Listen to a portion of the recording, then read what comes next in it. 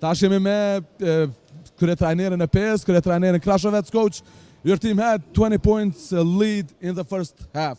And then in the fourth quarter, Bashkimi took the lead. What went wrong between first half and the second half? Obviously, we got tired, that's one thing, and in that period we had a few turnovers completely unnecessary. We stopped playing and we let them make that run 10-0.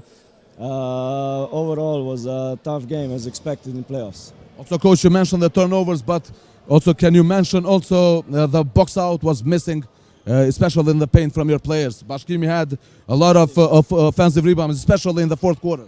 Yeah, that also helped them come back for sure. It was something that we have to focus on more for the next game. We did better on stopping Green, but this rebounds hurt us then. We changed the defense from the last time. In any case, first I want to thank the fans for great atmosphere. I think it was fun to play in this atmosphere, and at least one more time we play here. Less pressure tonight.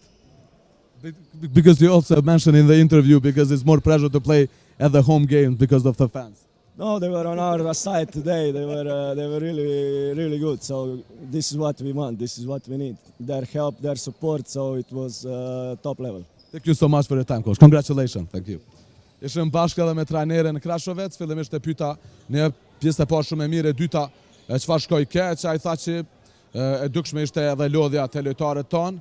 Ai tha që bëm edhe disa topa të humbur, ne ashtu edhe lejuam që të krijojnë një seri prej 10 pikëve skuadrës së Bashkimit që ndihmoi edhe të kthehet edhe në rezultate, të kthehet edhe motivi dhe morali i tyre në lojë. Ne ashtu e pyeta edhe në lidhje me reboundet ofensive që ka bërë skuadra Bashkimit, sidomos në çerrekun e katërt, sa mungoi box out te lojtarët e tij. Ai tha po kjo është edhe një lajm jo i mirë që apo një diçka çfarë nuk bën mirë lojtarët e tij në çerrekun e katërt, gjë që edhe ai në fund përgëzoi lojtarët e tij që arritën ta mbyllën ndeshjen, dhe duke falendëruar një ashtu edhe tifozët për atmosferën që sot ata treguan duke mbështetur skuadrën e tyre. Kaq ishte edhe nga pjesa e intervistës nga unë Andi Lozha, nuk mbetet asgjë tjetër, vetëm se t'ju falenderoj gjithë juve që ishit së bashku me mua. Natën e mirë dhe gjithë të mirat.